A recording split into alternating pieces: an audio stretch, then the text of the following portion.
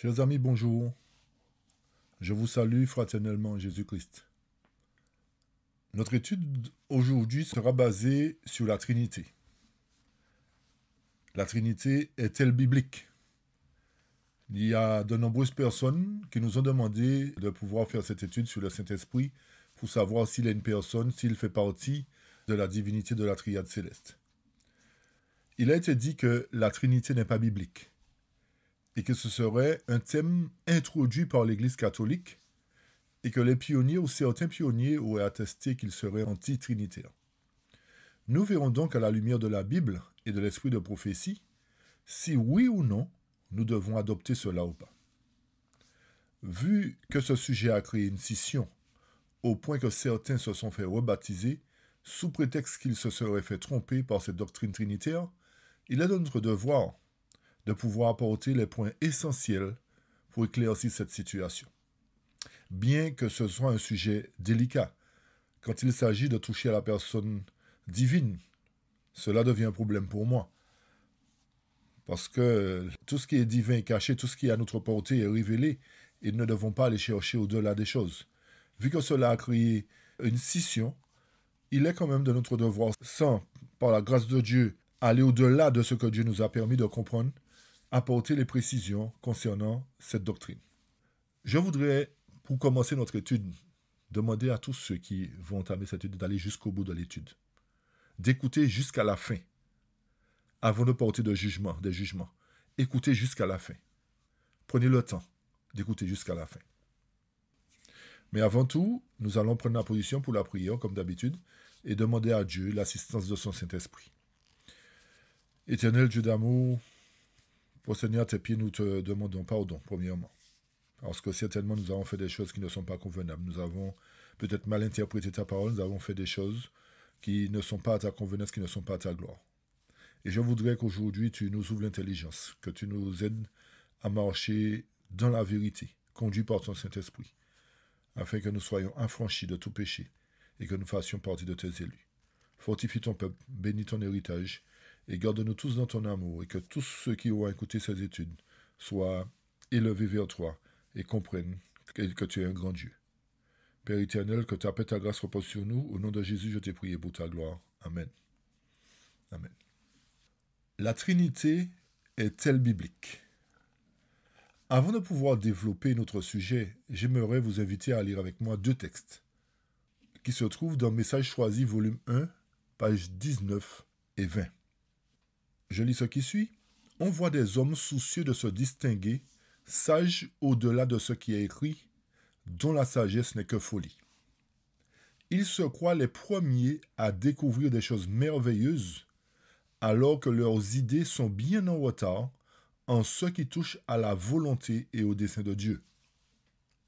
En s'efforçant d'expliquer ou de dévoiler des mystères cachés en tout temps aux yeux des mortels, il ressemble à celui qui se débattrait dans la boue, tout en prétendant montrer à d'autres comment en sortir. On peut voir là l'image appropriée de ceux qui s'érigent en censeurs pour corriger les erreurs de la Bible. Personne ne peut améliorer la Bible en suggérant ce que le Seigneur a voulu dire ou ce qu'il aurait dû dire.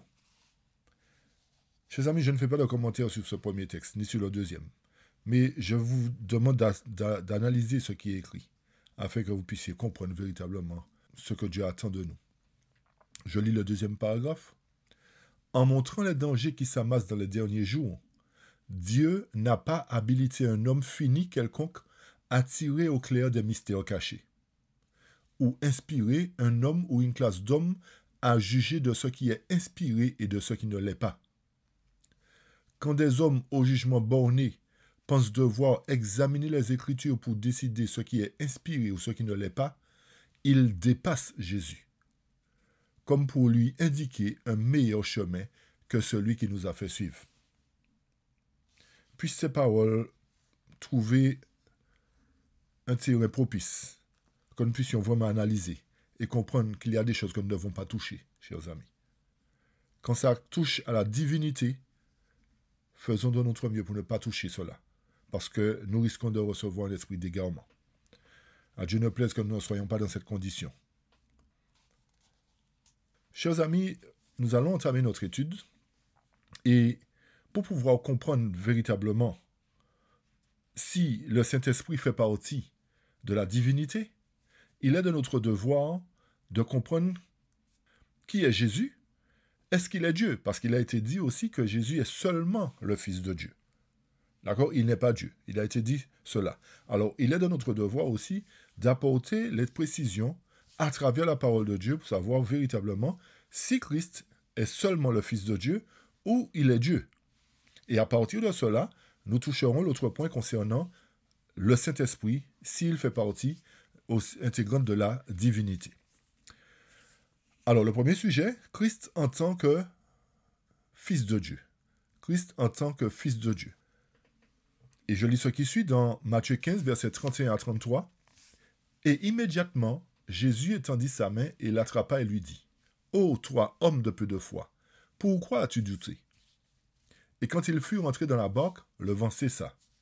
Et alors ceux qui étaient dans la barque vinrent et l'adorèrent, disant, « Véritablement, tu es le Fils de Dieu. » Effectivement, la Bible nous parle du Fils de Dieu, de Jésus comme étant le Fils de Dieu.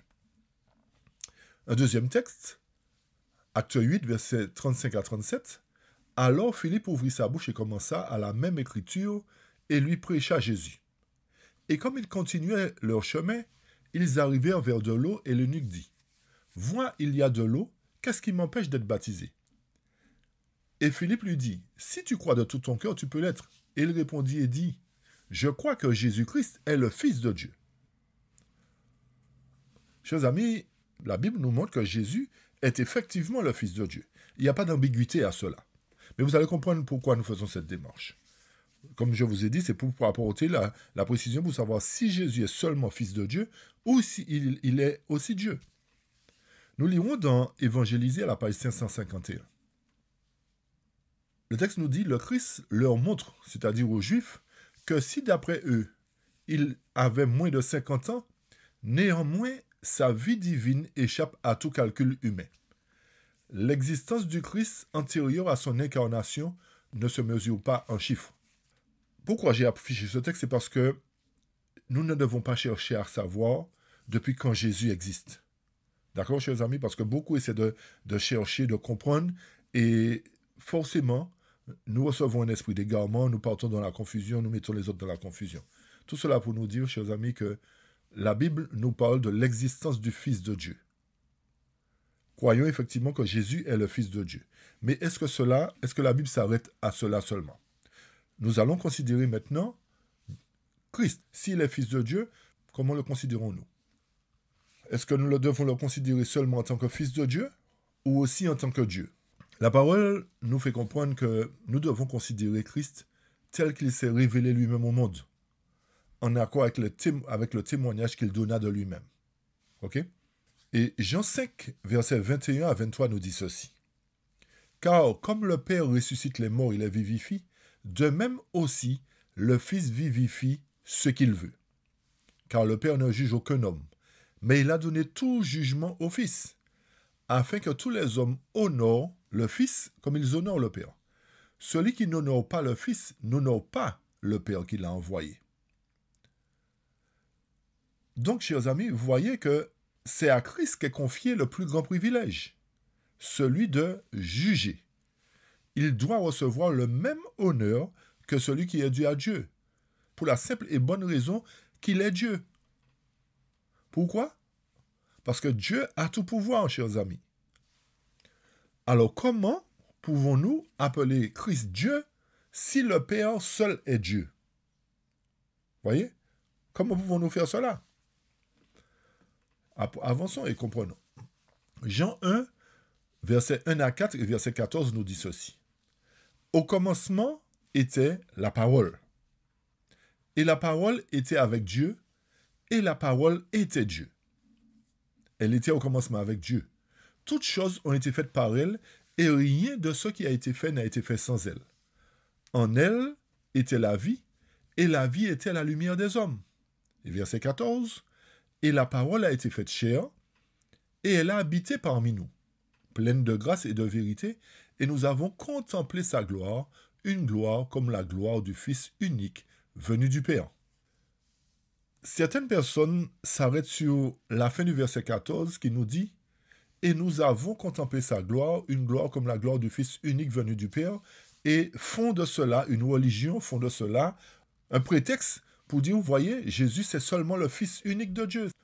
Alors ils font cela pour nous montrer que Jésus est seulement le Fils de Dieu. Comme si le texte n'était pas assez clair sur ce point. Chers amis, le texte nous dit que c'est le Fils de Dieu. Nous croyons que c'est le Fils de Dieu. Ok? Mais la question qui se pose est la suivante. Comment pouvons-nous considérer Christ seulement en tant qu'un Fils de Dieu et pas comme Dieu? En tant qu'étudiant de la Bible, il ne serait pas censé de prendre une partie d'un texte et négliger le texte lui-même. Puisque les versets 1 à 4 nous disent ceci, chers amis. Reprenons le verset 1 à 4. Au commencement était la parole, et la parole était avec Dieu, et la parole était Dieu. Toutes choses ont été faites par elle, et rien de ce qui a été fait n'a été fait sans elle. En elle était la vie, et la vie était la lumière des hommes. En lui était la vie, et la vie était la lumière des hommes. Le pronom « lui » nous montre effectivement que cette parole, c'est une personne. On a compris que c'est Jésus. Ok? Mais la parole, le texte va plus loin. Le texte nous dit « Au commencement était la parole était avec Dieu, la parole était Dieu. » Elle était au commencement avec Dieu. Tout ceci nous permet de comprendre qu'il y a deux entités présentes ici, à savoir la parole qui est Christ et Dieu le Père. Mais ce qu'il y a de plus fort, c'est que le texte nous dit que la parole était Dieu. Pourquoi était, chers amis? C'est parce qu'il n'y a rien avant Dieu. Il n'y a rien avant Dieu. Et c'est pour cela que j'ai dit tout à l'heure que nous n'avons pas à aller chercher au-delà de ce que la parole nous dit. Donc, ceci nous amène à nous poser la question suivante. Christ est-il Dieu ou pas? Puisque le texte nous dit que au commencement était la parole et la parole était avec Dieu. Si la parole c'est Christ, Christ est appelé Dieu et il était avec Dieu. En définitive, la parole est Dieu et Dieu le Père est Dieu aussi. Vous comprenez ce que je veux dire, chers amis? Les deux sont Dieu. Cela ne veut pas dire qu'il y a deux dieux, chers amis. Attention. Cela ne veut pas dire qu'il y a deux dieux. Mais Jésus étant le Fils de Dieu est aussi Dieu. Nous allons le comprendre dans quelques instants un peu plus clairement. Matthieu 2, verset 23 nous dit ceci. « Voici, une vierge sera enceinte et enfantera un fils, et on appellera son nom Emmanuel, ce qui signifie Dieu avec nous. » Le texte nous dit que la vierge sera enceinte et elle enfantera un fils qu'on appellera comment? Emmanuel, qui signifie comment? Qui signifie quoi? Dieu avec nous. Autrement dit, c'est Emmanuel qui est né. Nous savons qui il est, nous savons que c'est Jésus. La Bible nous dit qu'il est non seulement appelé Emmanuel, mais qui signifie Dieu avec nous. Ok? Cela voudrait dire que Dieu est descendu sur terre avec nous. Mais quel Dieu? Dieu le Fils. Ok. Ésaïe 9, verset 6 nous dit « Car un enfant nous est né, un fils nous est donné, et la domination reposera sur son épaule. On l'appellera admirable, conseiller, Dieu puissant, Père éternel, prince de la paix. » Chers amis, ce texte est merveilleux. Le texte nous fait comprendre que Jésus-Christ a plusieurs titres. Le texte nous dit, on l'appellera comment? Admirable. Conseiller, Dieu puissant, chers amis. Jésus est appelé Dieu puissant. Et non seulement il est appelé Dieu puissant, il est appelé Père éternel, Prince de la paix. Chers amis, si nous cherchons à aller au-delà de ce que Dieu nous a donné, nous allons nous perdre. L'Éternel nous a dit que Jésus est appelé Dieu puissant, Père éternel. Nous savons qu'il y a un seul Père. Alors cela voudrait dire que Jésus est Père aussi, alors non. Mais nous devons comprendre qu'il a les mêmes attributs que le Père, chers amis. C'est pour cette raison qu'il est appelé Dieu. Il a les mêmes attributs. Le texte nous dit « Et la domination reposera sur son épaule ». Cela voudrait dire qu'il a reçu le pouvoir de dominer. Et nous poursuivons Hébreux 1, versets 1 à 10.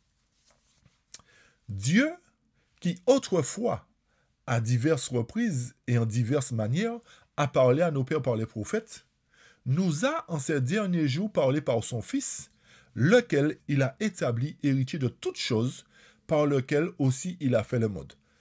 Dieu ici au verset 1, c'est Dieu le Père. Il a fait quoi? Il a établi héritier de toutes choses Jésus-Christ. D'accord? Et c'est par Jésus qu'il a fait les mondes. On poursuit au verset 3. Qui étant le rayonnement de sa gloire et l'image exprimée de sa personne, et soutenant toutes choses par la parole de sa puissance, lorsqu'il a par lui-même fait la purification de nos péchés, s'est assis à la droite de la majesté dans les lieux hauts. Ici, nous voyons que Jésus est celui qui opère la purification. Et il s'est assis effectivement à la droite de la majesté. Cela voudrait dire qu'il y a deux personnes encore, chers amis. OK? En fait, verset 4, étant fait d'autant plus supérieur aux anges, puisqu'il a par héritage obtenu un nom plus excellent que le leur. Et c'est là que la chose devient intéressante. Le verset 4 nous dit, étant fait d'autant plus supérieur aux anges, puisqu'il a par héritage, chers amis, par héritage, obtenu un nom plus excellent que le leur. Car auquel des anges Dieu a-t-il dit, tu es mon fils, aujourd'hui je t'ai engendré, et encore je lui serai un père, et il me sera un fils. Quel est ce nom que Jésus a obtenu par héritage, chers amis? Un nom plus excellent que celui des anges. Quel est ce nom qu'il a obtenu par héritage? Nous poursuivons. Hébreux 1, versets 1 à 10. Et encore, quand il introduit le premier engendré dans le monde, il dit que tous les anges de Dieu l'adorent. Et des anges, il dit, qui fait de ces anges des esprits et de ses ministres une flamme de feu. Mais au Fils, il dit, écoutez bien, ton trône, ô Dieu. C'est le Père qui parle. Le Père dit au Fils, ton trône, ô Dieu, est toujours et à jamais. Un sceptre de droiture est le sceptre de ton royaume. Tu as aimé la droiture et haï l'iniquité. C'est pourquoi Dieu, ton Dieu même, t'a oint avec l'huile de joie au-dessus de tes semblables. Et toi, Seigneur, au commencement, tu as posé la fondation de la terre et les cieux sont les œuvres de tes mains. Chers amis, à travers Hébreux, nous voyons que c'est le Père qui parle. Le Père dit, ton trône, ô Dieu. Et il dit, c'est pourquoi Dieu, ton Dieu même, t'a oint d'une huile au-dessus de tes semblables. Et il appelle son fils Seigneur aussi. Alors on voit bien que le Père qualifie son fils de Dieu. Vous comprenez, chers amis? C'est le Père qui dit que ton trône, ô Dieu, est pour toujours et à jamais. Alors on voit bien que le titre, le nom du moins, qui revient à Jésus par héritage, le nom qui revient à Jésus, puisqu'il a par héritage obtenu ce nom là plus excellent que les anges, ce nom est le nom de Dieu. Vous avez bien compris, chers amis? Le nom que Jésus a reçu par héritage est le nom de Dieu. Il ne s'appelle pas seulement Jésus ni Seigneur, mais il s'appelle aussi Dieu, parce que c'est le Père qui lui a donné ce nom, par héritage. Chers amis, essayons de comprendre la situation. Et pour cela, je vous invite à lire avec moi un passage qui se trouve dans Christ et sa justice à la page 4. La question, Christ est-il Dieu? Ceci est tiré du livre, comme j'ai dit, Christ et sa justice de E.J. Wagoner. Le texte nous dit, ce nom ne fut pas donné à Christ comme conséquence d'un grand exploit, mais il est à lui par droit d'héritage, parlant de la puissance et de la grandeur de Christ. L'auteur de l'Épître aux Hébreux dit qu'il est devenu d'autant supérieur aux anges et qu'il a hérité d'un nom plus excellent que le leur. Un fils prend toujours légitimement le nom de son père. Et Christ, en tant que fils unique de Dieu, a légitimement le même nom. Alléluia, chers amis. L'Éternel nous permet de comprendre que le fait que le Fils est appelé Dieu, que le Fils ait reçu un autre nom, un nouveau nom, c'est le nom de son Père qu'il a reçu, par droit d'héritage, parce que Jésus a été engendré, nous dit la Bible. Donc, nous voyons qu'il y a le Père qui est appelé Dieu, mais Jésus aussi est appelé Dieu. Vous comprenez, chers amis? Jésus est aussi appelé Dieu. Nous poursuivons. Un fils est aussi plus ou moins une reproduction du Père. Il a dans une certaine mesure les traits et les caractéristiques personnelles de son Père. Pas parfaitement, parce qu'il n'y a pas de reproduction parfaite dans le genre humain. Mais il n'y a pas d'imperfection en Dieu, ni dans aucune de ses œuvres, de sorte que Christ est l'empreinte même de la personne du Père. Selon Hébreux 1, verset 3. Étant le Fils de Dieu qui existe par lui-même, il a par nature tous les attributs de la divinité, chers amis. Autrement dit, Jésus-Christ est appelé Dieu. Vous avez bien compris, chers amis? Ceci étant dit, nous voyons qu'il y a deux personnes en Dieu, chers amis. D'accord? Nous voyons qu'il y a deux personnes. Il y a Dieu le Père et Dieu le Fils. Ne pouvons pas persister à dire que Jésus est seulement le Fils de Dieu. Non. La parole nous montre que Jésus a reçu un nom plus excellent que celui des anges par droit d'héritage. Et comme il est le Fils de son Père, il reçoit forcément le nom de son Père. Le nom de son Père, c'est Dieu. D'accord? Alors, par héritage, le Fils reçoit le même nom que son Père. Il est aussi appelé Dieu. Nous poursuivons. Somme 50 nous dit ceci. Le Dieu puissant, le Seigneur même, a parlé et a appelé la terre du soleil levant au soleil couchant. De Sion, la perfection de la beauté, Dieu a resplendi. Écoutez le verset 3. Le verset 3 nous dit « Notre Dieu viendra et ne se taira plus. Un feu dévorera devant lui et sera très tempétueux autour de lui. Il appellera les cieux d'en haut et la terre afin qu'il juge son peuple. Assemblez-moi mes saints, ceux qui ont fait alliance avec moi par le sacrifice. Et les cieux déclareront sa droiture, car Dieu lui-même est juge. » Chers amis, ce texte est encore plus intéressant. Le texte nous dit que notre Dieu viendra. Quel Dieu qui viendra? Le Père ou le Fils? Le Fils. D'accord? Ce Dieu qui viendra, c'est le Fils. Il est appelé Dieu, n'oubliez pas ça. Il a reçu le nom de Dieu par droit d'héritage, parce qu'il a été engendré, nous dit la parole. Et remarquez bien que non seulement il viendra, mais c'est à lui qu'appartient le jugement. Le Père ne juge pas. C'est le Fils qui juge. C'est Dieu le Fils qui juge. Sur le verset 6 nous dit « Et les cieux déclareront sa droiture, car Dieu lui-même est juge. » Il juge qui? Il va juger toute la terre. Vous comprenez, chers amis? Pourquoi l'Éternel a reçu ce nom? Parce que il est Dieu. Et c'est Dieu qui a le pouvoir de juger. Mais Dieu le Fils a le pouvoir de... Le Père a donné tout pouvoir à Jésus-Christ, son Fils. Et Jésus, par droit d'héritage, est devenu Dieu. Et Jean 20, verset 28 nous dit « Et Thomas répondit et lui dit « Mon Seigneur et mon Dieu. » Alors, chers amis, s'il n'y a pas suffisamment de preuves qui, dans la Bible, nous montrent que Jésus est Dieu, il y a un problème. Si ces preuves ne suffisent pas pour montrer que Jésus est Dieu, il y a un gros problème. C'est soit nous avons déjà reçu un esprit d'égarement ou nous sommes aveuglés. Plaise à Dieu que nous soyons seulement aveuglés et que nous puissions retrouver la vue. D'accord? Mais ne soyons pas rebelles au point de recevoir un esprit d'égarement et que le Saint-Esprit nous soit retiré totalement. Alors, pourquoi Christ est-il appelé Dieu, chers amis? Car Dieu seul peut sauver l'humanité perdue. OK?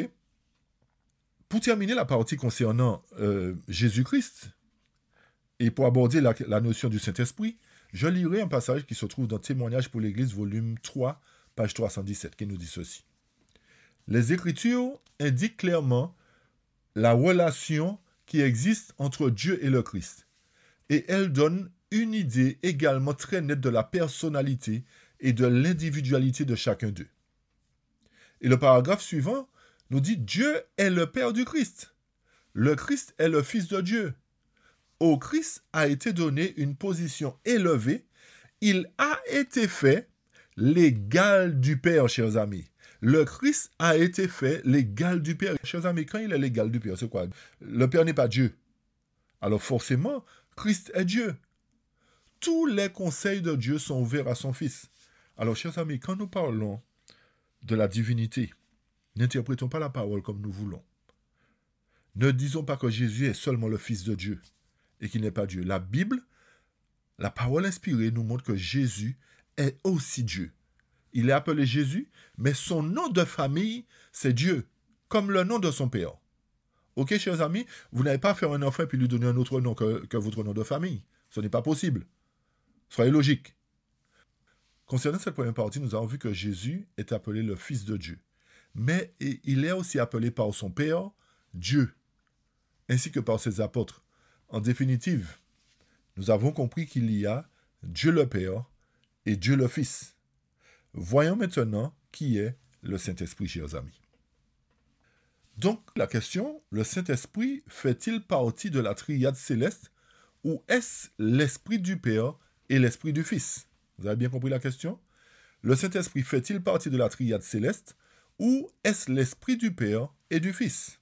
Nous allons voir ce que nous dit la parole. Retenez que Deutéronome 29 nous dit ceci. Les choses cachées sont à l'Éternel notre Dieu. Les choses révélées sont à nous et à nos enfants, à perpétuité, afin que nous mettions en pratique toutes les paroles de cette loi. Chers amis, ici, le texte nous dit que les choses cachées sont à l'Éternel. Pourquoi allons-nous chercher, pourquoi allons-nous fouiller dans les choses qui ne nous appartiennent pas? Pourquoi allons-nous chercher dans les choses cachées? Et remarquez bien que lorsque nous allons trop loin, nous recevons l'esprit d'égarement, comme j'ai dit. Vraiment, je souhaite que nous ne puissions pas arriver, nous ne soyons pas arrivés jusque-là. Pour pouvoir comprendre la personne du Saint-Esprit, je vous invite à lire avec moi Éphésiens 4, versets 4 à 7. Le texte nous dit, « Il y a un corps et un esprit. Comme vous aussi, vous avez été appelés en une espérance de votre vocation. » Verset 5, « Un Seigneur, une foi, un baptême. » Verset 6, « Un Dieu et Père de tous, qui est au-dessus de tous et par tous et en vous tous. Mais à chacun de nous, la grâce est donnée selon la mesure du don du Christ. » Le chapitre 4, le verset 4 nous dit qu'il y a un corps et un esprit. Nous allons revenir sur ça dans un petit moment pour bien comprendre ça. Mais il nous dit qu'il y a, le chapitre 4 nous dit aussi qu'il y a un Seigneur. Nous savons que Jésus est appelé Seigneur, chers amis. D'accord? Nous voyons qu'il y a déjà un esprit, un Seigneur, et le verset 6 nous dit un Dieu et Père de tous. Autrement dit, à travers Éphésiens 4, nous voyons qu'il y a trois entités qui sont présentées. Il y a un corps et un esprit qui dit qu'il y a un esprit, mais il y a aussi un Seigneur et un Dieu. Nous allons développer pour bien comprendre ce point-là. Il est très important de le comprendre. Donc, s'il y a un seul corps et un seul esprit, que le Père et le Fils sont deux personnes distinctes, et que d'après le dire, le Saint-Esprit est l'esprit du Père et du Fils, comment pouvons-nous parler du Saint-Esprit au singulier? Chers amis, la question est posée. Comment pouvons-nous parler du Saint-Esprit au singulier? Logiquement, il nous serait plus aisé de dire les Saint-Esprits. Vous comprenez ce que je veux dire, chers amis? S'il y a un corps et chaque personne a son esprit en lui, autrement dit, le Père doit avoir son esprit et le Fils doit avoir son esprit, puisque c'est ce que nous dit la Bible. Il y a un corps et un esprit. Alors, il y a l'esprit de Dieu, l'esprit du Père et l'esprit de Jésus. Ok. Si l'esprit du Père et l'esprit de Jésus, c'est le Saint-Esprit, comme je vous ai dit, ils ne peuvent pas être appelés le Saint-Esprit au singulier, puisque chaque personne est individuelle. Chaque personne, il n'y a qu'un esprit dans un corps. Ok? S'il y a le Père a son esprit, le Fils a son esprit, logiquement, si le Saint-Esprit, c'est l'esprit du Père et l'esprit de Jésus, normalement, chacun a son esprit.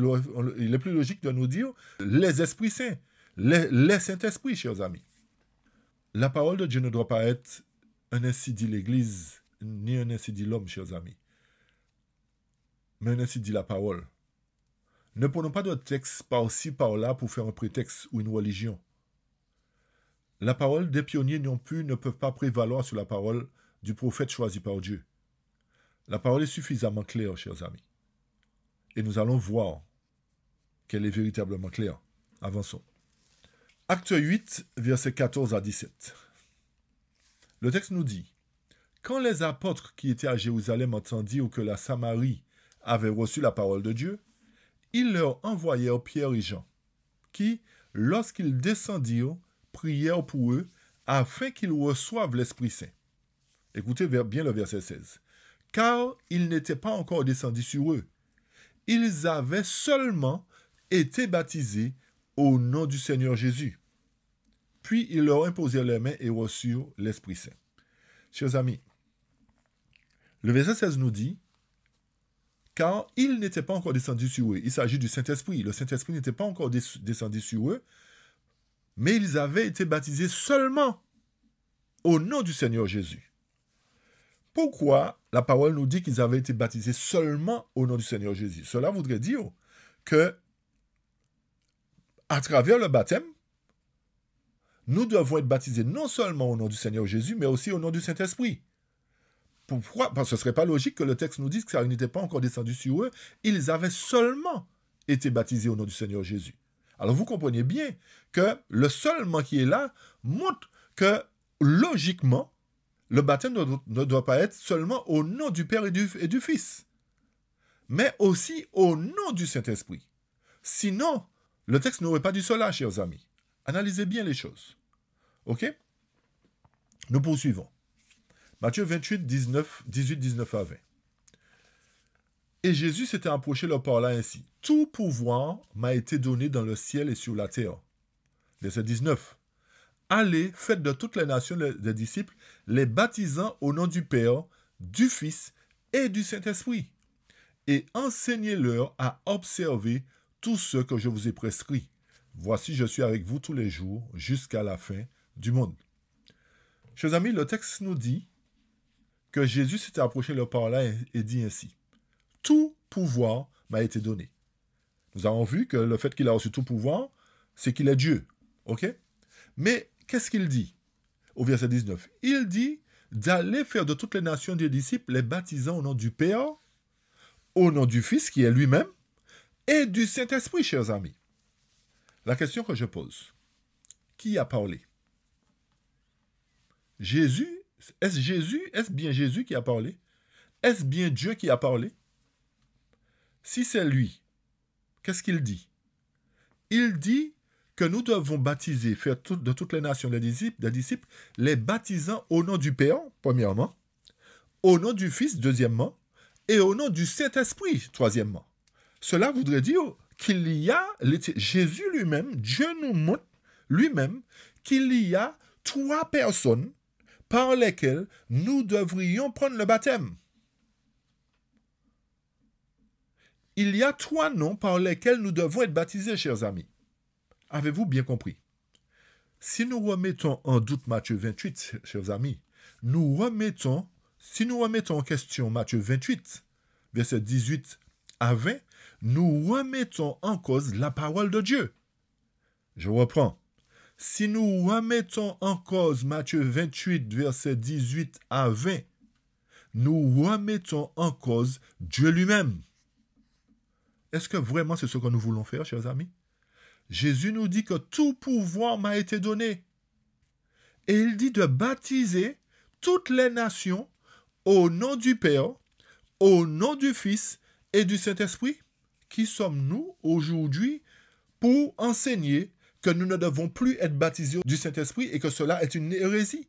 Cela fait partie de la Trinité, chers amis, de la Trinité catholique. Chers amis, soyons des gens suffisamment sages et intelligents pour ne pas nous laisser emporter par tout vent de doctrine, par toute idée reçue, par toute supposition, par des gens peut-être mal intentionnés, ou peut-être qu'ils n'ont pas compris, mais ils ont fait de ça une religion. Chers amis, la parole de Dieu est claire, et c'est Dieu lui-même qui parle, Jésus-Christ en tant que Dieu qui parle. Tout pouvoir m'a été donné, et baptisé au nom de trois personnes, du Père, du Fils et du Saint-Esprit. Chers amis, avançons. Il nous a été dit que Matthieu 28, 19 à 20 est un texte qui a été modifié. Que d'après l'hébreu, il serait formulé autrement. Admettons.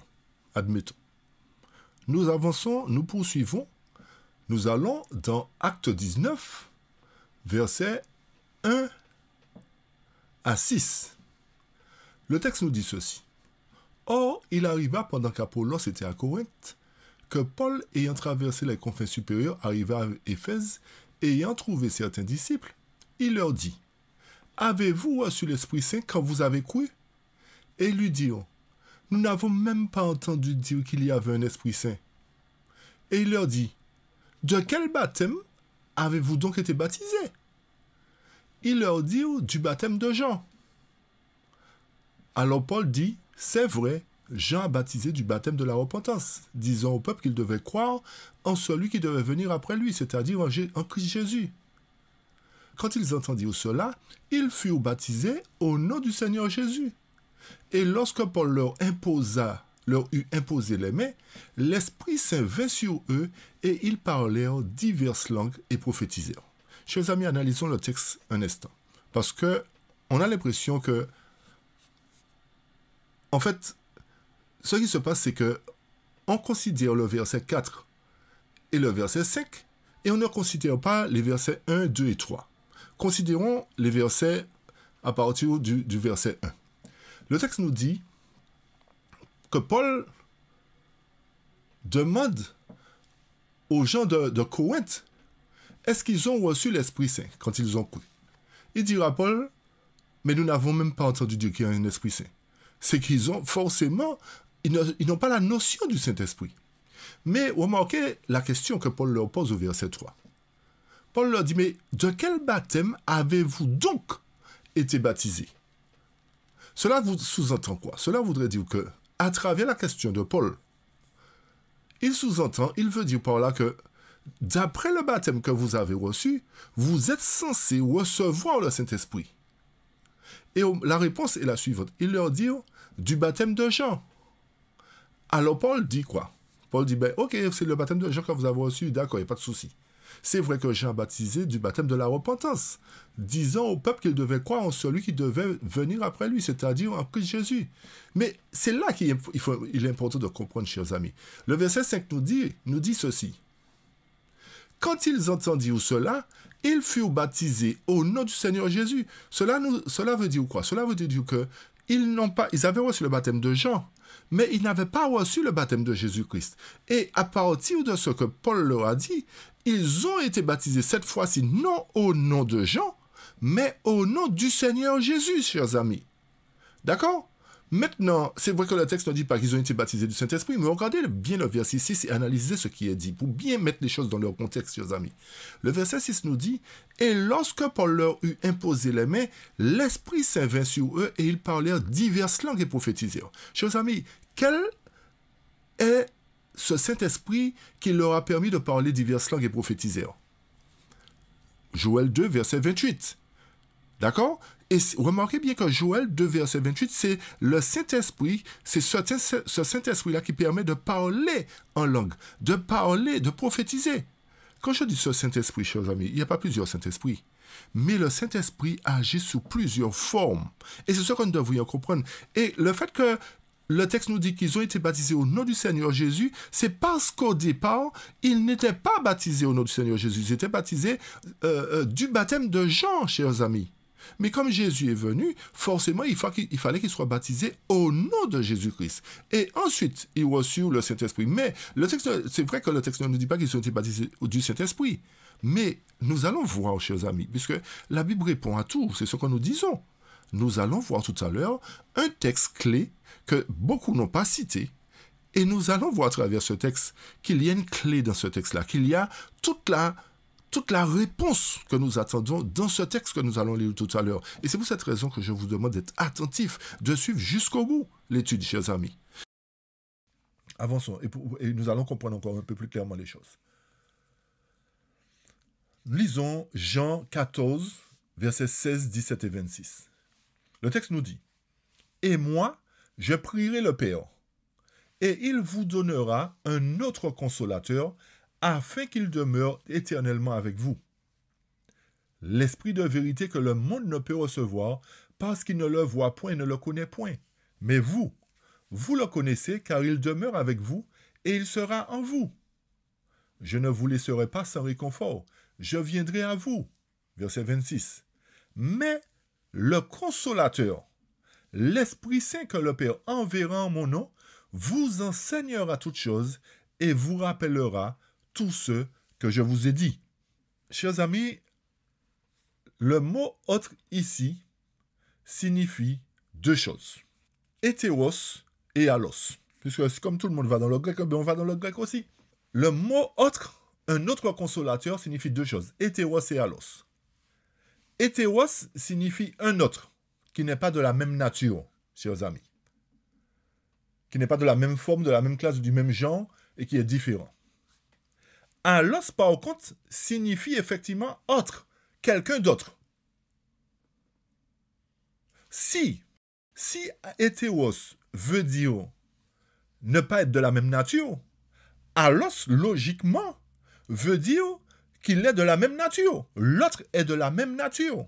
C'est quoi être de la même nature, chers amis? Si hétéros signifie pas de la même nature, allos, lui, signifie de la même nature. Donc, si l'autre consolateur signifie de la même nature, c'est de la même nature de qui, chers amis? De la même nature de Dieu le Père et Dieu le Fils. On est bien d'accord?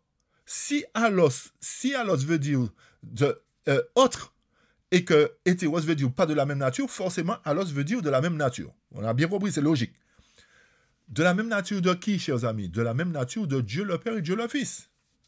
Quelle est la nature des deux? Ils ont une nature divine, chers amis. Ils n'ont pas une nature humaine. La même nature peut avoir plusieurs sens, effectivement, hein, d'accord? Mais quand nous analysons la parole de Dieu, nous devons comprendre que Dieu et son Fils ont une nature divine.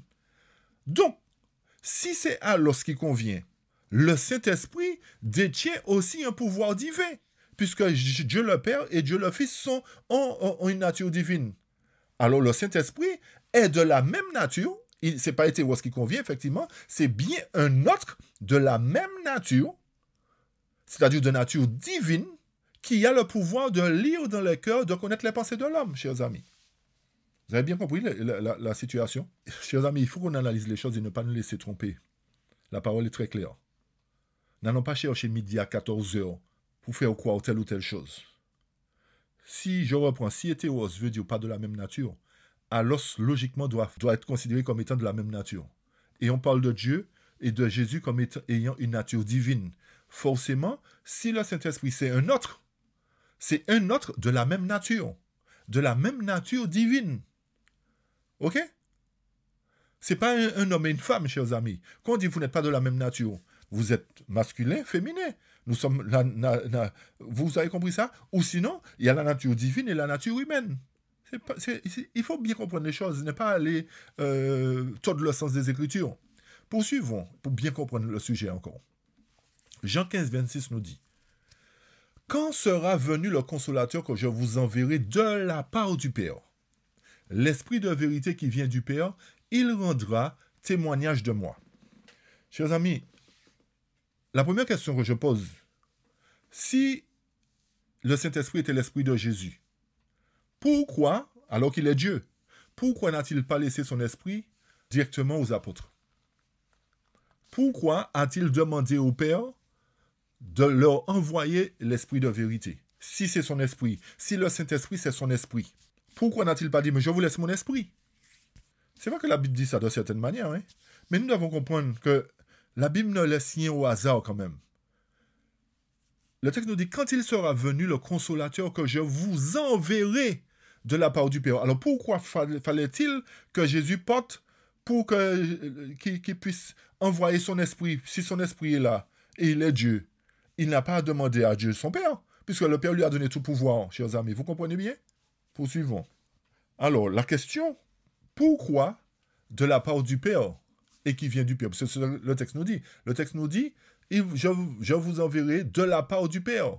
Alors, pourquoi de la part du Père et qui vient du Père? Parce que, chers amis, c'est le Père à qui appartient toute autorité.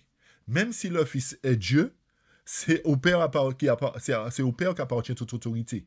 C'est lui qui a donné à son Fils tout pouvoir. Et en tant que Père, il décide de tout, en incluant qui il veut. Et c'est pour cette raison que Jésus prie son Père. comme nous prions notre Père qui est aux cieux. Et comme Jésus prie son Père, il ne peut rien lui refuser parce qu'il est dans le plan du Père. Donc, le Père envoie aux hommes effectivement une autre personne qui est aussi un consolateur et qui a le pouvoir et le devoir de montrer qui est véritablement Christ et de les conduire, c'est-à-dire les hommes, dans la vérité qui est Christ. Chers amis, les choses ne se font pas par hasard. Quand Jésus prie le Père, ce n'est pas qu'il ne peut pas donner le Saint-Esprit, mais pour montrer que ce n'était pas de Jésus, ce n'était pas de lui dont il parlait, même s'il y a des textes qui semblent dire ça. Mais il y a suffisamment de textes dans la parole qui nous montrent que l'autre, c'est un autre. Jean 16, versets 12 et 13 nous dit ceci. « J'ai encore beaucoup de choses à vous dire, mais vous ne pouvez pas les porter maintenant. Quand le consolateur sera venu, l'Esprit de vérité, il vous conduira dans toute la vérité, car il ne parlera pas de lui-même, mais il dira tout ce qu'il aura entendu, et il vous annoncera les choses à venir. » Le texte nous dit que le consolateur que le Père doit envoyer, il dira tout ce qu'il aura entendu. Chers amis, quand on vous dit que vous dites ce que vous avez entendu, c'est la même personne qui dit ce qu'elle a entendu ou bien c'est quelqu'un d'autre qui dit ce que l'autre personne a dit? Vous comprenez ce que je veux dire? Si le texte nous dit qu'il dira tout ce qu'il aura entendu, c'est qu'il est à côté de quelqu'un qui parle. Vous comprenez ce que je dis, chers amis? Parce que le texte nous dit, quand le consolateur sera venu, l'Esprit de vérité, il vous conduira premièrement dans toute la vérité, car il ne parlera pas de lui-même, mais il dira tout ce qu'il aura entendu. Chers amis, analysons bien la parole. Donc, le Saint-Esprit a pour but de graver la vérité dans les cœurs et à avoir la foi, c'est-à-dire la confiance absolue en Dieu qui est Jésus. Et il doit pour cela faire quoi? Nous convaincre de péché, c'est-à-dire renoncer au mal, tout en étant humain dans cette enveloppe charnelle, c'est-à-dire vivre la vie du Christ, une vie sans péché. C'est ça le rôle du Saint-Esprit, il doit nous convaincre de péché. Il doit nous convaincre non seulement de péché, mais de justice. Cela voudrait dire quoi? Nous convaincre que la justice du Christ doit habiter en nous, pour que le caractère de Christ soit parfaitement reproduit en nous. Il doit nous convaincre aussi de jugement, à savoir qu'il y a un jugement qui attend tout être humain, concernant la manière dont il aura vécu sur terre. Chers amis, comprenons bien que le consolateur est effectivement un autre, quelqu'un d'autre. Quelqu'un d'autre. Parce qu'il entend. Le texte que nous venons de lire nous dit qu'il dira ce qu'il aura entendu. Une même personne ne peut pas dire j'ai entendu quelque chose, puisque c'est un fantôme qui est à côté. Alors s'il dit j'ai entendu, et souvent on dit ça, hein, eh bien j'ai cru entendre une voix, alors qu'il n'y a personne à côté de nous. Chers amis, soyons logiques. Si le Saint-Esprit entend, nous savons que le Saint-Esprit a une part de la divinité, c'est qu'il est à côté de quelqu'un qui parle. Et on va toucher, chers amis, nous allons lire maintenant un texte qui va mettre tout le monde d'accord, chers amis. Ce texte-là, normalement, il doit mettre tout le monde d'accord. Et malheur à celui qui remet en doute ce texte que je vais lire, chers amis. Malheur à celui qui remet en doute, qui remet en question le texte que je vais lire. Et ce texte-là que je vais lire est tiré de la version King James. Et c'est pour cette raison que je dis qu'en tant qu'étudiant de la Bible, il nous faut avoir une bonne version de Bible. Et l'Éternel qui savait que nous aurions rencontré de tels problèmes a permis que la Bible King James soit écrite. Et c'est la seule version qui soit exempte de modification par les jésuites, chers amis. Et c'est pour cette raison qu'ils ont tout fait pour la discréditer, en créant toutes les versions que nous possédons aujourd'hui. Je parle bien de la King James version, pas de la New King James, chers amis, parce que la New King James a été lavée. Chers amis, nous allons lire 1 Jean 5, versets 4 à 8 dans la version King James. L'ancienne version King James. Et si ça ne vous met pas d'accord, chers amis, vaut mieux tourner le dos à Dieu. Je dis ça, c'est fort ce que je veux dire, chers amis. Vaut mieux laisser Dieu tomber. Vaut mieux faire nos affaires, chers amis. Vaut mieux ne pas prendre la parole de Dieu en vain. Si nous ne tenons pas compte, si ce texte-là ne nous met pas d'accord, il y a un problème. C'est soit nous avons totalement reçu un esprit d'égarement, ou soit nous sommes aveuglés. Et comme j'ai dit, si nous sommes aveuglés, nous pouvons revenir. Mais analysons bien le texte que je veux lire. Nous allons le lire maintenant. 1 Jean 5, 4 à 8, version King James. Et nous aurions pu prendre ce texte-là au départ et puis finir avec tout ça, chers amis. Mais nous avons fait la démarche avec vous. Parce que nous avons jugé qu'il était bon de faire la démarche. Lisons le texte maintenant. Le texte nous dit, « Car tout ce qui est né de Dieu vainc le monde. Et c'est ici la victoire qui vainc le monde, à savoir notre foi. Qui est celui qui vainc le monde? C'est-à-dire vaincre, hein? Sinon celui qui croit que Jésus est le Fils de Dieu. » Verset 6. Écoutez bien, chers amis. Verset 6. Écoutez bien. C'est celui qui est venu par l'eau et par le sang, à savoir Jésus-Christ. Non seulement par l'eau, mais par l'eau et le sang. Et c'est l'Esprit qui rend témoignage, parce que l'Esprit est vérité. Déjà, premièrement, le verset 6 nous dit que celui qui est venu par l'eau et par le sang, à savoir Jésus-Christ, par le baptême et par son sacrifice, chers amis. À travers son sacrifice, nous avons vu l'amour de Jésus. D'accord? Et qu'est-ce qui rend témoignage? L'Esprit est là pour témoigner que c'est bien ce qui s'est passé. C'est bien par le baptême et par le sang du Christ que nous sommes sauvés. Vous comprenez, chers amis? Mais voilà la clé. Voilà la clé qui doit mettre tout le monde d'accord. Parce que peut-être qu'il y a des rebelles. Plaisir à Dieu que ce ne soit pas le cas pour tout le monde. Le verset 7 nous dit, chers amis, attention, portez une attention particulière. Le verset 7 et 8. Verset 7. « Car il y en a 3 qui rendent témoignage dans le ciel. » Chers amis, combien qu'il y a qui rendent témoignage dans le ciel? 3. Je reprends. « Car il y en a 3 qui rendent témoignage. » Où est-ce, chers amis? Dans le ciel. Chers amis, qui sommes-nous pour dire qu'il n'y a pas 3? Qui sommes-nous, chers amis? Le texte nous dit qu'il y en a 3 qui rendent témoignage dans le ciel. Écoutez, qui sont-ils? Le Père, Dieu le Père, la parole, qui est Jésus-Christ, et le Saint-Esprit, chers amis. La Bible ne nous trompe pas. Les hommes ont modifié la Bible pour enlever ces passages que nous lisons aujourd'hui. Mais la Bible est claire, l'Éternel n'est pas là pour nous tromper. L'Éternel nous dit qu'il y en a 3 qui rendent témoignage dans le ciel. Qui sommes-nous aujourd'hui pour dire que non, il ne faut pas le Saint-Esprit ne fait pas partie de la triade céleste? La Bible nous dit qu'il y a 3 personnes en Dieu, chers amis. Le Père, la parole et l'Esprit Saint. Et ces 3-là sont un, chers amis. Ces 3-là sont un. Comment nous faire comprendre encore? Je vais dire ça à un enfant, l'enfant va comprendre, chers amis. Comment nous qui sommes adultes, nous n'arrivons pas à comprendre ce genre de choses? Revenons comme des petits-enfants, justement, pour comprendre cela. Le texte est clair. Il y en a 3, je reprends parce que c'est chaud, c'est clair. Il y en a 3 qui rendent témoignage dans le ciel. Le Père, la parole et l'Esprit Saint. Et ces 3-là sont un. Et le verset 8 nous dit, il y en a aussi 3 qui rendent témoignage sur la terre. Alléluia. Il y en a aussi 3 qui rendent témoignage sur la terre. L'Esprit, c'est-à-dire le Saint-Esprit, l'eau, le baptême, et le sang. Et ces 3-là sont d'accord en un seul témoignage. Chers amis, peut-être que nous n'avions pas la bonne version, nous avons cru à toutes sortes de choses. Dieu pardonne. Si c'est dans cette condition-là, Dieu pardonne. Mais si à partir d'aujourd'hui, après avoir lu ce texte dans la bonne version de Bible, nous continuons à nous rebeller, nous continuons à suivre des gens qui nous induisent en erreur, non seulement ces gens-là vont se perdre, mais ils vont nous perdre avec eux. Et je pose maintenant la question, chers amis. Qui était là en premier? La Bible ou l'Église catholique? Qui était là en premier, chers amis? Je pose la question encore une fois.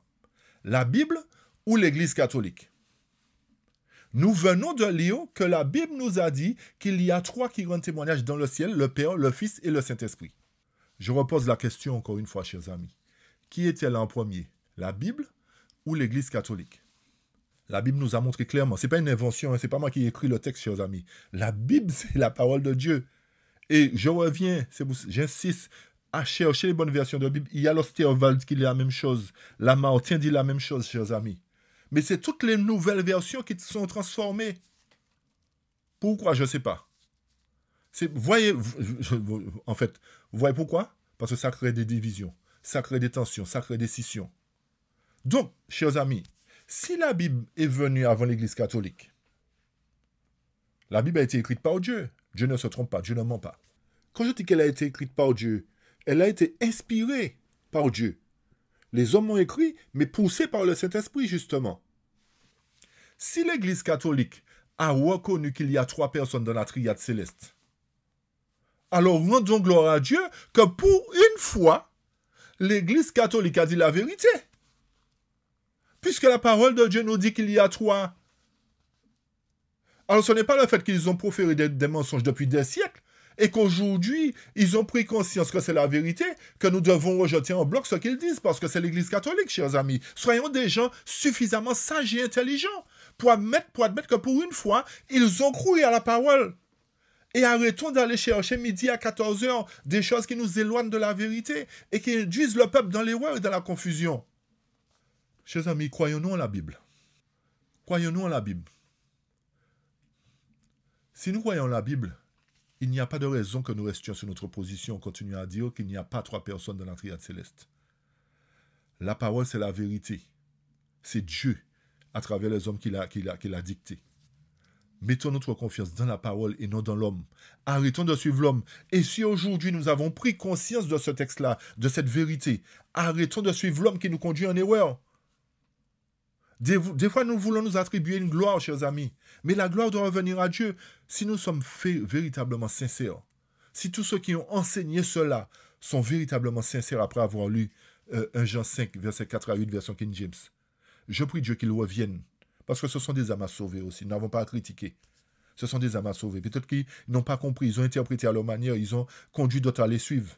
Mais je prie Dieu que ces gens-là puissent prendre conscience qu'ils ont blasphémé contre le Saint-Esprit.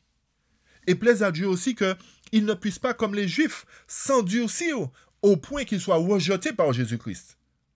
Mais qu'ils puissent reconnaître leur erreur. Et qu'ils puissent revenir à l'Éternel, sincèrement. Vraiment sincèrement, et que l'Éternel les conduise. Nous allons, chers amis, pour terminer, lire quelques passages de l'Esprit de prophétie. Nous avons utilisé la Bible, nous allons utiliser quelques passages de l'Esprit de prophétie. Et rappelez-vous de ce que Jérémie nous dit, Jérémie 17, verset 5. Ainsi dit le Seigneur, maudit soit l'homme qui se confie en l'homme, et qui fait de la chair son bras, et dont le cœur s'éloigne du Seigneur. Chers amis, ne nous confions pas en l'homme. Ne nous confions pas en l'homme, arrêtons de nous confier en l'homme, mais marchons en harmonie avec l'Éternel. Et quand nous parlons de la triade céleste, chers amis, quand nous parlons de la triade céleste, quand nous analysons, par exemple, pour illustrer cela, il y a ce qu'on appelle le courant triphasé. Juste une petite parenthèse, le courant triphasé, c'est-à-dire qu'il y a 3 phases. 3 phases, une terre ou une autre. Mais ces 3 phases-là sont alimentées par un générateur. Le générateur produit la même puissance à toutes les phases. Chers amis, le générateur, c'est la puissance de ce Dieu infini qui alimente le Père, le Fils et le Saint-Esprit. Et c'est ce que nous devrions comprendre. Les 3 ont la même puissance. Maintenant, il n'a pas été dit que le Saint-Esprit a reçu un trône. Parce qu'il y a de ceux qui disent, vous voyez, le fait que c'est le trône de Jésus et de son Père seulement, le Saint-Esprit n'a pas de trône, et bien, ça prouve que le Saint-Esprit n'est pas Dieu. Chers amis, à travers la parole que nous venons de lire, nous avons vu que le Saint-Esprit a une part dans la divinité. Autrement dit, il est Dieu. Autrement dit, il est Dieu, chers amis, même s'il n'a pas de trône. Mais n'allons pas chercher au-delà de ce que l'Éternel ne nous a pas donné. Et pour pouvoir terminer, justement, je vous invite à lire quelques paragraphes avec moi. Déjà, premièrement, dans Puissance de la grâce du 15 mai. Si nous ne croyons pas à la Bible, nous ne croyons pas à l'esprit de prophétie, chers amis, laissons ça tomber, abandonnons, laissons tomber. Ne perdons pas notre temps. Et n'égarons pas d'autres personnes. Si nous ne croyons pas, ce n'est pas la peine. Je suis honnête avec vous, chers amis. Ça ne sert à rien de perdre votre temps. Parce que l'Éternel nous dit malheur à ceux qui enseignent, car ils subiront un plus dur jugement. Alors, portons attention aux paroles de l'Éternel et soyons sages. Nous lisons Puissance de la grâce du 15 mai. Ceux qui sont baptisés au nom du Père, du Fils et du Saint-Esprit déclarent publiquement dès leur entrée dans la vie chrétienne qu'ils ont accepté l'invitation. Chers amis, le prophète du Seigneur nous dit que ceux qui sont baptisés au nom du Père, du Fils et du Saint-Esprit déclarent publiquement qu'ils sont entrés dans la vie chrétienne. Toujours puissance de la grâce du 15 mai. Que ceux qui reçoivent le sceau de Dieu par le baptême prennent garde à ces paroles, se souvenant que l'Éternel a posé son empreinte sur eux en les désignant comme ses fils et ses filles. Le Père, le Fils et le Saint-Esprit, puissance infinie et omnisciente, reçoivent ceux qui adoptent sincèrement l'alliance de Dieu. Elles sont présentes, c'est-à-dire ces puissances-là, elles sont présentes à chaque baptême pour recevoir les candidats qui ont renoncé au monde et ont admis le Christ dans le temple de leur âme. Ces candidats sont entrés dans la famille de Dieu et leurs noms sont inscrits dans le livre de vie. Chers amis, encore une fois, la parole inspirée nous montre qu'il y a 3 personnes. Nous utilisons ce que nous voulons dans la parole et nous mettons le reste de côté. Ce n'est pas bon de faire cela, chers amis. Il nous faut considérer toute la parole. Parce qu'en faisant de cette manière-là, nous allons tromper le peuple. Nous nous trompons nous-mêmes et nous allons tromper le peuple. La parole est claire, chers amis. Le Père, le Fils et le Saint-Esprit, puissance infinie, omnisciente, reçoivent ceux qui adoptent sincèrement l'alliance de Dieu. Elles sont présentes à chaque baptême. Chers amis, alors, pour ceux qui se sont refait baptiser, vous vous êtes fait rebaptiser parce que on vous a dit que le Saint-Esprit, que la Trinité n'est pas biblique. On vous a enseigné que le Saint-Esprit n'a pas sa part dans la triade céleste. Et vous vous êtes fait rebaptiser par rapport à cela. Chers amis, je vous lance un appel. Revenez à l'Éternel avant qu'il soit trop tard. La parole inspirée, j'espère que vous croyez en cette parole inspirée aussi. Que vous croyez en la Bible et que vous croyez en la parole inspirée. Le prophète que l'Éternel a choisi. Le prophète nous dit que ces 3 puissances-là, le Père, le Fils et le Saint-Esprit, sont présentes à chaque baptême. Si vous êtes baptisé, rebaptisé, au nom du Père et du Fils seulement, il y a une imperfection dans ça. Il y a quelque chose qui ne va pas. Revenez à l'Éternel. Nous poursuivons. Si nous n'avions pas bien compris les textes précédents, Évangélisé, page 550, nous dit ceci. Il y a 3 personnes vivantes dans la triade céleste. Je reprends. Il y a 3 personnes vivantes dans la triade céleste. Au nom de ces 3 grandes puissances, le Père, le Fils et le Saint-Esprit, ceux qui donnent leur adhésion au Christ avec une foi vivante sont baptisés. Et ces 3 puissances coopèrent avec les sujets obéissants du roi céleste dans leur effort pour vivre la vie nouvelle en Christ. Encore une fois, je reviens. En qui mettons-nous notre confiance? En l'homme, dans les narines duquel il n'y a qu'un souffle, ou en l'Éternel, en la parole de l'Éternel, ou en ses prophètes? La parole de Dieu, la parole inspirée nous dit qu'il y a 3 personnes. 3 personnes vivantes. 3 personnes vivantes dans la triade céleste. La servante du Seigneur n'a pas utilisé Trinité.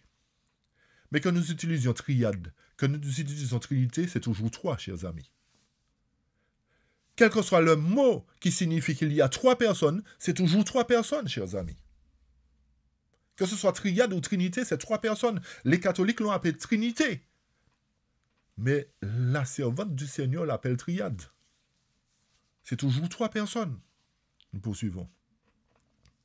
Nous devons prendre conscience du fait que le Saint-Esprit, qui est une personne, tout comme Dieu lui-même, se trouve dans ces lieux. J'espère que nous prenons conscience de ce qui est écrit, chers amis. J'espère que nous prenons conscience de ce qui est écrit. Nous lirons encore un autre texte. Toujours évangélisé, page 551.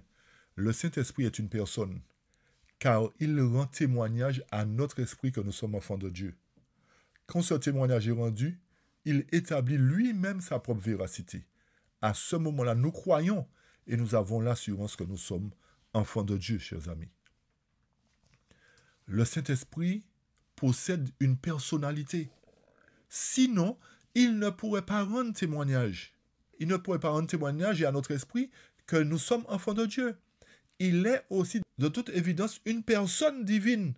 Autrement, il n'aurait pas la faculté de pénétrer les secrets cachés de la pensée de Dieu. Lequel des hommes, en effet, connaît les choses de l'homme si ce n'est l'esprit de l'homme qui est en lui? De même, personne ne connaît les choses de Dieu si ce n'est l'esprit de Dieu. Alors, chers amis, alors il y a certains qui vont prendre la fin du paragraphe pour dire, voyez, le Saint-Esprit, c'est l'esprit de Dieu. Mais le plus haut, le Saint-Esprit possède une personnalité, chers amis. Une personnalité. Et nous avons lu le paragraphe plus haut que le Saint-Esprit est une personne. Nous poursuivons.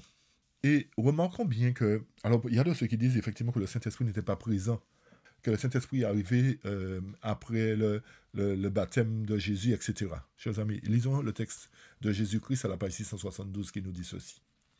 L'Esprit avait déjà été dans le monde auparavant.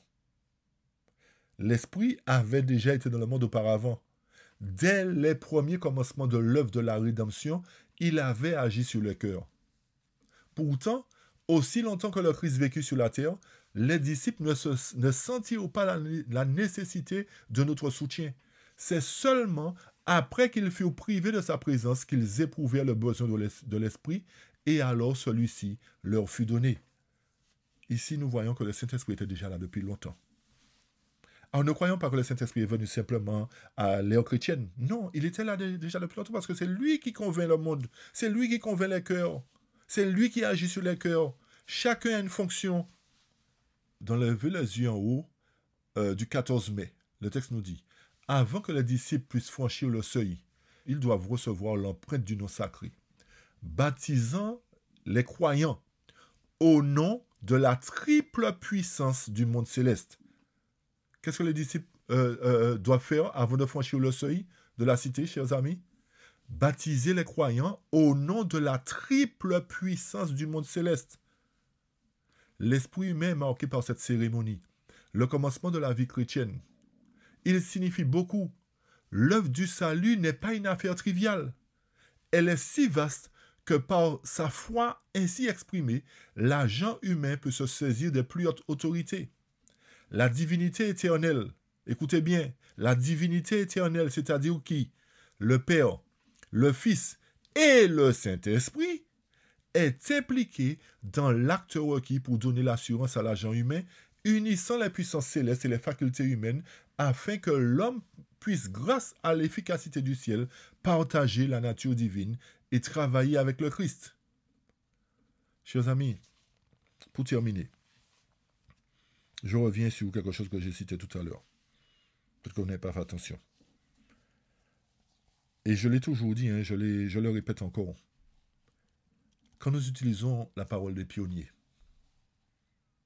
ne mettons pas la parole des pionniers au-dessus de la parole du prophète de l'Éternel. Arrêtons de faire cela. Parce qu'en faisant cela, nous discréditons Dieu. Nous mettons Dieu de côté et nous mettons l'homme au-dessus de Dieu. Ceci est une doctrine de démon, chers amis. De mettre la parole de l'homme au-dessus de la parole de Dieu. L'Éternel a suscité des prophètes pour écrire sa Bible. L'Éternel a suscité un prophète pour conduire l'Église. Si nous mettons les pionniers au-dessus du prophète de l'Éternel, il y a un gros problème. Maintenant, comme j'ai toujours dit, si les pionniers sont en accord avec la parole inspirée, il n'y a pas de problème à cela. Mais nous ne devons pas utiliser la parole des pionniers comme étant une preuve absolue qu'ils sont dans la vérité, qu'ils sont dans le vrai. D'accord, chers amis? Changeons notre fusil d'épaule aujourd'hui. L'Éternel nous a parlé. L'Éternel nous a interpellés. Changeons notre fusil d'épaule et revenons à l'Éternel avant qu'il soit trop tard. Et 2 derniers textes pour terminer. Message choisi, volume 1, page 20, chapitre 1. En montrant les dangers qui s'amassent dans les derniers jours, Dieu n'a pas habilité un homme fini quelconque à tirer au clair des mystères cachés, ou inspirer un homme ou une classe d'hommes à juger de ce qui est inspiré de ce qui ne l'est pas. Quand des hommes au jugement borné pensent devoir examiner les Écritures pour décider ce qui est inspiré et ce qui ne l'est pas, ils dépassent Jésus, comme pour lui indiquer un meilleur chemin que celui qui nous a fait suivre. Faisons attention, analysons ce texte, chers amis. Frères, attachez-vous à votre Bible. Et c'est ça le dernier mot que je vais laisser pour vous, chers amis. Frères et sœurs, attachez-vous à votre Bible. Cessez de discuter son autorité. Obéissez à la parole et aucun de vous ne se perdra. Personne n'est obligé de se perdre par manque de connaissances, à moins d'être volontairement aveugle. Puisse l'Éternel nous bénir, puisse l'Éternel vous bénir et vous aider à revenir à lui, tous ceux qui ont décidé de suivre l'homme pour dire qu'il n'y a pas 3 personnes dans la triade céleste. Il y a effectivement 3 personnes. Puisse Dieu vous toucher, puisse l'Éternel, le Saint-Esprit justement vous toucher, afin que vous puissiez revenir à Dieu, revenir à l'étude véritable de la parole de Dieu. Parce que chacun doit faire son expérience, chers amis. Ne laissons pas les gens faire les expériences à notre place. Chacun de nous devons faire notre propre expérience en étudiant la parole et l'Éternel va nous conduire. Si nous étions plus de fervents étudiants, chers amis, l'ennemi ne nous aurait pas emporté à tout vent de doctrine. Mes chers amis, il y a encore grâce. L'Éternel fait encore grâce. Revenez, je vous en supplie, à l'Éternel. Revenez à l'Éternel, confessez à Dieu vos fautes et reconnaissez qu'il y a 3 personnes en Dieu. Reconnaissez que la parole de Dieu est inspirée. Et arrêtez de suivre l'homme, sinon vous allez perdre votre âme éternelle. Que l'Éternel vous aide et vous bénisse, chers amis, et que son nom soit glorifié, exalté. Au nom de Jésus. Amen. Tu es tellement bon, Seigneur. Tu es grand, roi des rois.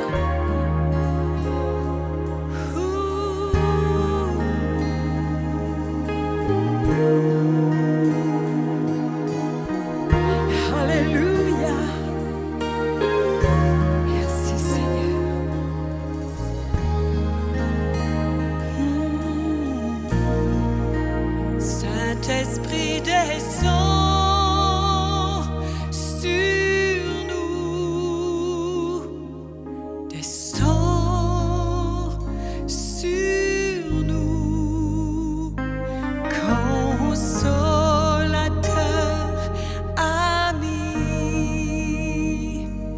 à nouveau touche nos vies, Saint-Esprit descend.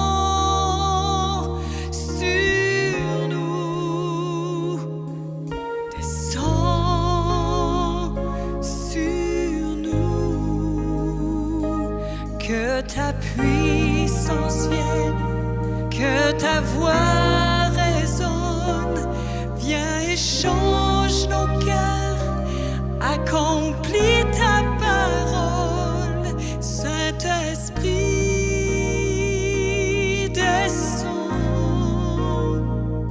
sur nous. Saint-Esprit descend.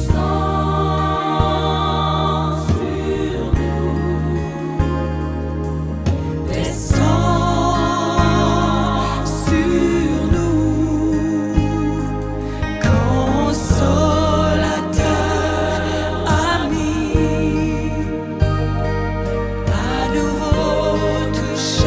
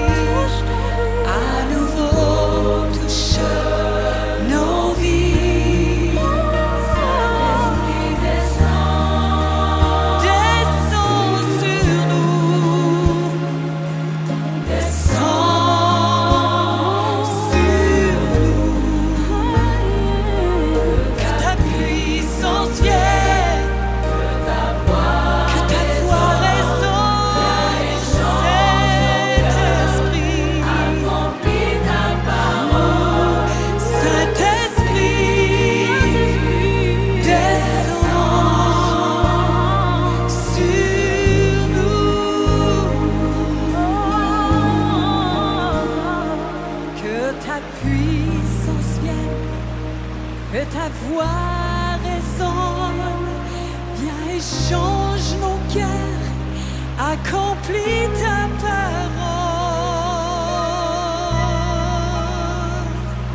Saint-Esprit,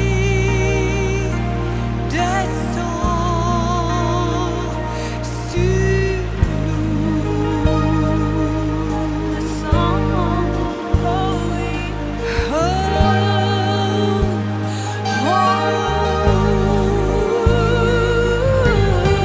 Louez le Seigneur, adorez-le ce soir, alléluia. Tout à coup, il vint du ciel un bruit, comme celui d'un vent impétueux. Il remplit toute la maison où ils étaient assis. Des langues semblables à des langues de feu leur apparurent, séparées les unes des autres, et se posèrent sur chacun d'eux. Ils furent tous